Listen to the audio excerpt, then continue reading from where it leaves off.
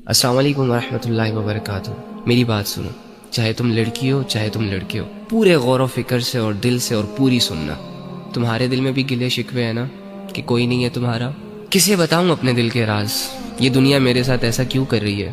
یہ لوگ میرے ساتھ ایسا کیوں کر رہے ہیں؟ اور میں خود بھی کچھ کر کیوں نہیں پا رہا؟ آخر میں ایسا کیوں؟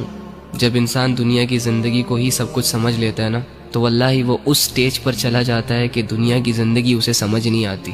اینی ہاؤ، تو ایک کام کر، آج رات جب سب سو جائے نا تو چھپکے سے اٹھنا، کسی کو کانوں کان خبر نہیں ہونی چاہیے، اور سب سے الگ تھلگ ہو کر جانماز پکڑ، بچھا اور اس پر کھڑا ہو جا، ہاتھ باندھ، آنکھیں بند کر، امیجن کر کہ تیرا رب تیرے سامنے کھڑا ہے، وہ رب جس کا تو بندہ ہے، اور اسے اپنا سب کچھ مان، اور یہ تصور کر کہ آج میں اپنے رب کو اپنی حالت دکھانے آیا ہوں، آج میں اپنے رب سے اس دنیا کی شکایتیں کرنے آیا ہوں، آج میں اپنے رب سے دل کے راز بیان کرنے آیا ہوں۔ 2 رکعت نفل نماز پڑھ، اور نماز پڑھنے کے بعد جھولی پھیلا دے، ہاتھ اٹھا دے، بچھا دے خود کو، اور دل کی گہرائیوں سے پکار اپنے اس رب کو جو تیرے دل کے حال کو جانتا ہے، جو تب بھی تیرے ساتھ تھا جب دنیا تیرے ساتھ نہیں تھی، جو تب بھی تیرے ساتھ تھا جب دنیا تجھے جانتی نہیں تھی، اور جو آج بھی تیرے ساتھ ہے۔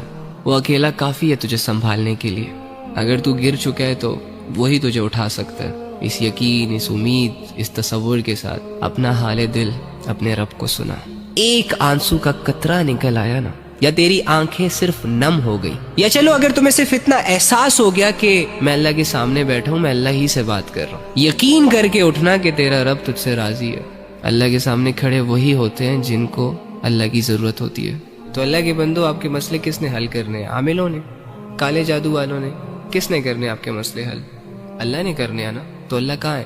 ایکچولی میں آئی ڈونٹ نو وائی ہمارا یہ مائنڈ سیٹ بنا ہوا ہے کہ اللہ کچھ اسپیسیفک جگہوں میں پایا جاتا ہے، اور اللہ رب العزت کی جو مغفرت کے فیصلے ہوتے ہیں وہ نیک لوگوں کے لیے ہوتے ہیں، یا اللہ رب العزت جن لوگوں کی دعائیں قبول کرتا ہے وہ بہت نیک ہوتے ہیں، لمبے لمبے سجدے اور پاک صاف رہنے والے ہوتے ہیں۔ ہاں ٹھیک ہے، ان کا اپنا درجہ ہے، لیکن اس کا یہ مطلب بھی تو نہیں ہے نا کہ ایک عام انسان اللہ تک پہنچ نہ سکے، ایک عام انسان اپنے دل کی بات اللہ کو نہ کہہ سکے اور اللہ رب العزت کو اپنی طرف متوجہ نہ کر سکے۔ وہ کہتے ہیں کہ کوئی کعبے سے خالی ہاتھ لوٹ آیا تو کوئی گھر بیٹھے خدا کو پا گیا۔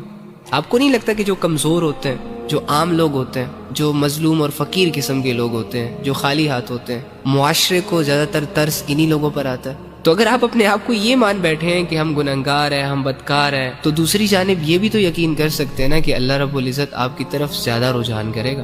اللہ کے بندو، اللہ کہہ رہے میں تمہارے شارک کے بھی قریب ہوں۔ اس اللہ سے اپنے مسئلے حل کرواؤ جو اللہ ساری زبانوں کو سمجھتا ہے، جو اللہ دل کے حال کو جانتا ہے۔